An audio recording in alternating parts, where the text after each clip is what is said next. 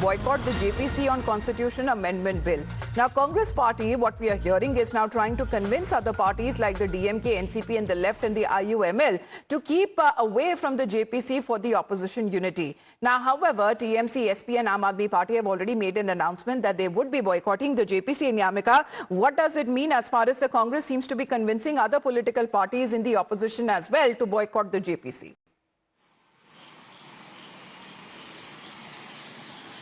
Well, clearly there was a difference of opinion regarding the JPC for the Constitution Amendment Bill. We have seen that TMC was the first party from the opposition bloc which had made this announcement that they are not going to participate in this JPC, stating that this bill is not acceptable and opposition parties are going to boycott this JPC.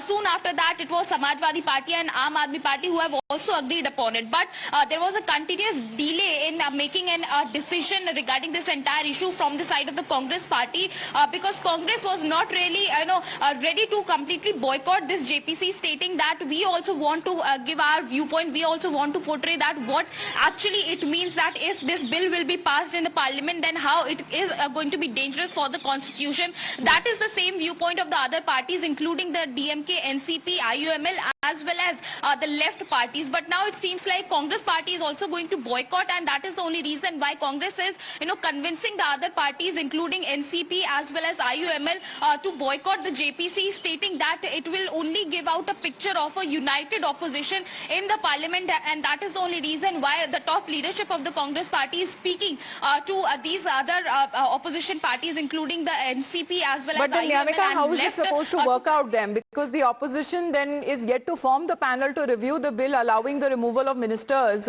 including PM and CMs, who remain in jail for over 30 days on serious charges without bail, because the JPC has already been formed by the government. But what was being said that there have been constant reminders given to the opposition to join the joint committee.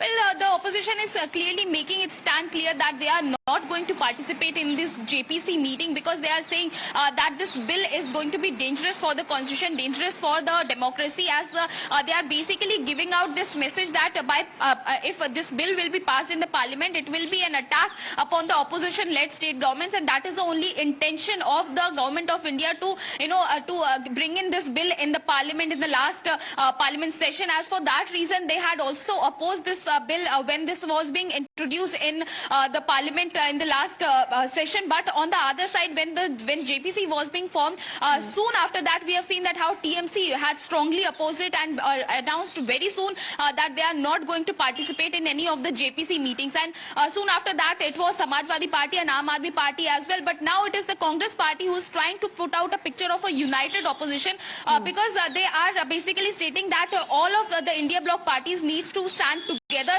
if they actually want to oppose this bill. The government also needs to get and 1/3 majority within the parliament if this bill needs to be passed. So let's get into a political point of view. Shehzad Poonawalla of the BJP is connected with us. Shehzad, good morning. Would that be unprecedented? That would there be no opposition to represent in the joint committee with regards to how the opposition seems to be uniting against this constitution bill, which seems to have already raised a lot of hackles? Amita, they are uniting against strong action on corruption. What is this bill? This bill says that anybody who is in jail for 30 plus days, whether it is PM, CM, minister, etc., they will have to lose their post. In fact, when the Congress was in opposition in Delhi, they were demanding Kejriwal resign immediately. Every day they used to issue the statement. You remember, Amita. But today, when this entire position is being put into the law, because for the first time we saw shameless people like Mr. Senthil Balaji, shameless people like Mr. Kejriwal, and this was not what our constitution founders wanted. The Congress is opposing action against corruption. Please understand that. They are all united against action on corruption, because, see, on one hand, they have Lalu Prasad Yadav. On the other hand, they have Rahul Gandhi, Sonia Gandhi are accused. Then they have Tejasvi Yadav. Then they have all these other parties who are neck deep in corruption. So how can they stand for action against corruption? And by the way, if a central government employee is in jail for 2 days, he is automatically suspended. But these people who talk about right to equality, they want separate law of running the government from inside the jail. How can that be possible? All right, but the oppositionist point of view, Shehzad, thank you very much for joining in, that the parties have been alleging that if the bill becomes an act, then that would be used against them. The opposition parties, including Congress, Samajwadi Party, Aam Aadmi Party, allege that central agencies like the CBI, ED, that are controlled by the central government could be used or rather misused to target the opposition leaders. Let's in the meantime shift focus to another round of breaking update. This is coming in from Meerut. What we are learning that the criminal